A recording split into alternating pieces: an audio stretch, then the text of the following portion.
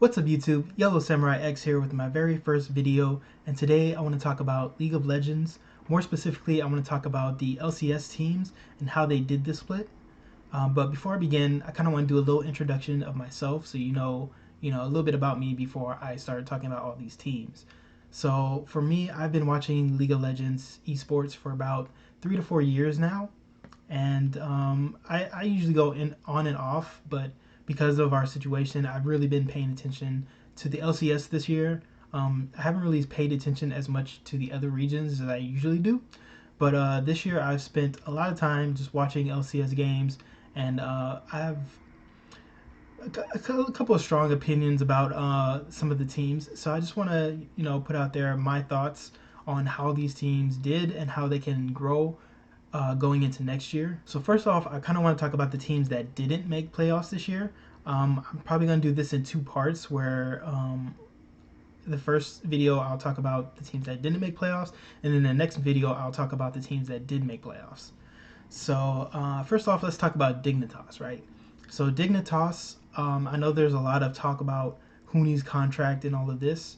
I really don't care, how much esports players get paid. That's up to the teams. Whatever Huni got paid, he got paid as much as Dignitas needed him or felt they valued him. So, I mean, get your bag, man. I don't really care how much you get. Besides that, though, when you look at their team, they started off the split really well, and then for some reason they just kind of tapered off. And I was thinking real, hard about how and why that happened. And I just kind of looked at it as Dignitas was one of the first teams in the LCS to really get a handle on objective play.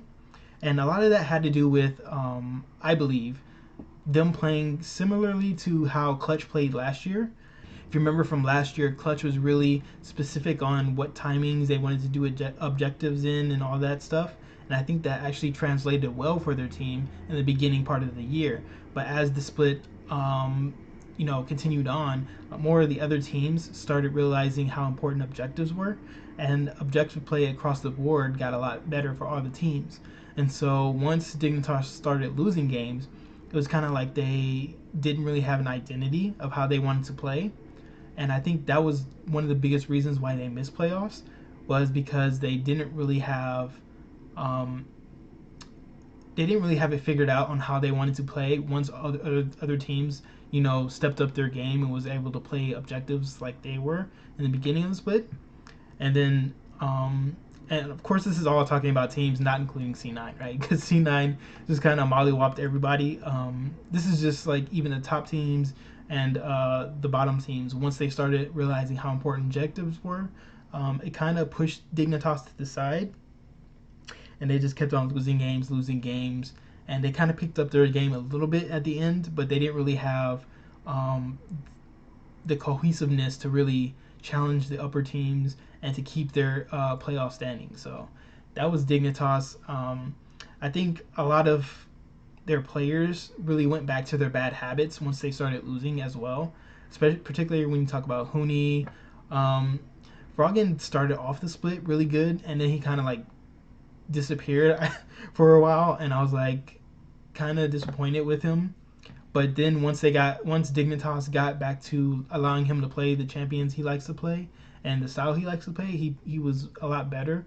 But I really feel like the team altogether never really found that cohesiveness that really set them apart from other teams. Like, they have the talent.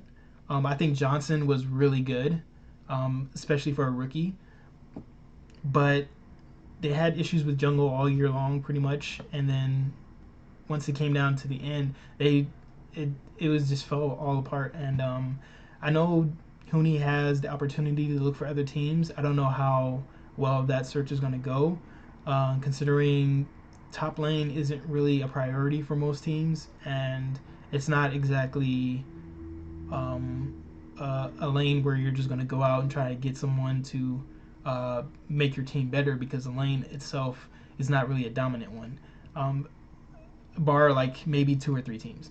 So I don't know if he's going to be able to get to another team, especially in this time that we're in right now. But I think it does say a lot about how frustrated it could be for Huni. I think going to another team would be good for him because he's been there for a while and he's kind of, you know, it's hard for him to get out of some of these bad habits that he's formed. So maybe a new place, a new change of pace would be good for him. But I don't really know where he's going to be able to go because of, you know, what's going on in the world right now. So I think he's pretty much stuck at Dignitas. So it might be just better for them to, you know, kind of figure out a game plan and how to be better next split rather than, you know, who are we going to trade or pick up over Huni or where Huni's going to go, that sort of thing. I mean, he might find a place, but I don't know. It just really depends. I think they're kind of stuck right now, but we'll see what happens. The next team I want to talk about is Immortals. Now, Immortals, I have to say that Aika was one of the big question marks before the season, was whether or not he's going to be a good mid laner or not. I think he was kind of disappointing. There, barring like maybe 2 games, the entire split, he felt really either mediocre or not good at all most of the split. He was pretty much the worst mid laner. I mean, you could debate him or Crown which one was worse, but I think with Crown's case, I mean, it was more of a whole team kind of falling apart in different areas, whereas Aka, it just wasn't. He just individually, he's just not on par with a lot of the other mid laners in the league, and so I know there's a big question mark with him and with Ryoma. I'll talk about Ryoma when I get to 100 Thieves. But as for him, I just really don't feel like he fits the team well. Um, as far as the other pieces, X Smithy was beasting all split long. He was probably the second best mid jungler. I can't remember who made the LCS teams. I know the first team was like all C9, obviously, because everybody there is amazing, but I can't remember who made the second team. I think he did, but I have to go look at it again. But he was beasting all split long. He's pretty much trying to tell Team Liquid, like, yeah, look, you really shouldn't have got rid of me because I'm still really good. And I think I don't know if I would say they regret letting him go, but he definitely made a case for him of why he's still one of the top junglers in the league. As far as Soaz goes, Soaz is not really the type of player you can count on to carry a game, but he is a smart player. He's been around for a while. He knows the game and, you know, kind of where to be at certain times. So he's a smart player that you can rely on. But when you look at this team, it's like, who's going to be your main focus? Even when you look at the bot lane, Apollo and Hakuo, I do like Hakuo and Apollo best as their bot lane, but when you look at their team as a whole, they're more of a team-focused team where they're going to try to win those team fights. They're going to try to play a solid game for most of the game and then capitalize on their opponent's mistakes. That's really what got them to, you know, just barely out of playoffs. Like, they were 1 win away, and we could talk about that too. Like, they pretty much had their destiny in their hand to make playoffs, and they just completely blew it because they couldn't win a game in the last week. So it's kind of hard because it's like you almost made it into playoffs, but do you really just want to be a team that almost made it into playoffs, or do you want to be a competitive team? And if you do, I think the biggest weakness for them is in the mid lane, because they kind of need a mid laner who is either a carry mid laner who can, you know, carry the game for them, or if a mid laner who is kind of more of a roaming mid laner where they can, you know, pick small team fights across the map and then win that way.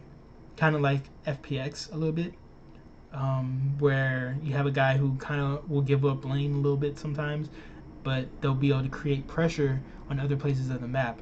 And I don't really feel like Aka is that type of guy. He had a couple of games where he was good, and that's pretty much what he was doing. He was roaming around the map and trying to find different places where he can make an impact. But can he do that consistently? I don't think so. So they kind of need another mid laner. But again, we're kind of in a position where you can't really get anyone. So, I mean, really, you could probably pick an academy mid laner that would do better than Aka. But I don't really know, you know, the proper direction for Immortals. They really kind of have to figure out what type of team they want to be. and make adjustments depending on how they want to play as a team.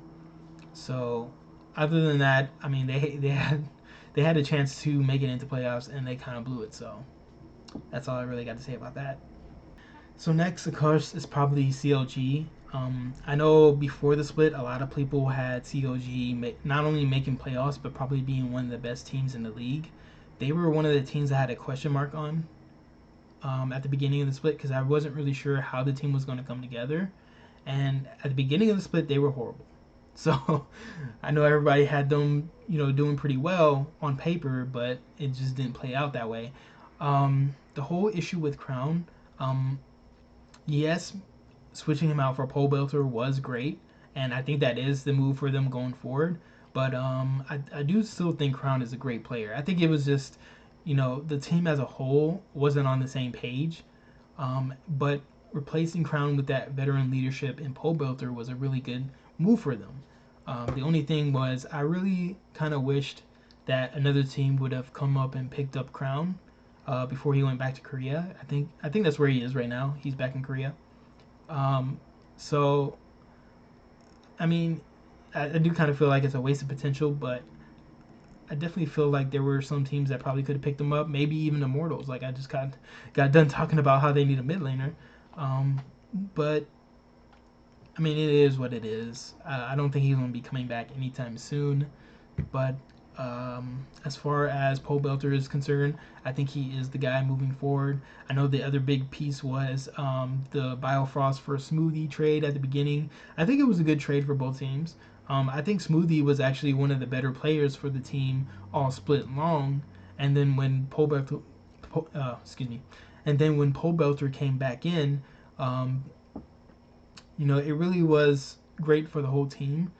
I do feel like there's still some areas where they can clean up and get better, but that was pretty much the best idea to bring in Pole Belter because you had really nothing to lose, and you could just bank on maybe Pole Belter will be that guy again, and he was. So going forward, they could keep the whole team and then try to see if they could just do better next split. I do feel like Stixay was kind of not that great all split. You might consider try and pick up Kabe. I know that was one thing that Local Doko put out there was that maybe they go after Kabe and maybe that can make their team better. I would say go after it because 6A didn't really show me that he's going to be that guy that puts you over the top. And Kabe, even though he has his flaws and he wasn't really a good fit for TSM, I could see him working with CLG. So that's one thing where I kind of hope that they try that out, but we'll see. I mean, I don't know Kabe's situation right now with his contract and everything, but maybe CLG can go after him and try to get him, while he's over here in LCS still. So we'll see about that. And then last of all, of course, is Team Liquid. So you have the reigning champions missing out on playoffs, and I think there was a lot of different reasons for this. I know Double Lift in a way kind of got scapegoated. Like it kind of made it people kind of made it seem like it was Double Lift's bad attitude was the reason why they did bad. But I mean there was a lot of reasons why they didn't do well. Yes, Double Lift didn't play well. I'll put that out there right now. But neither did Core JJ really for most of the split, and neither did Impact for most of the split. Jensen was probably the only player on the team that was consistent throughout the whole playoffs. So individual players, there's that, and then of course there was the whole Roxa thing. They didn't have him for the first part of the split. I think that kind of set them back because even when he did come on, it was like a team that it's their first time playing together, and like all these other teams have already had weeks to play together.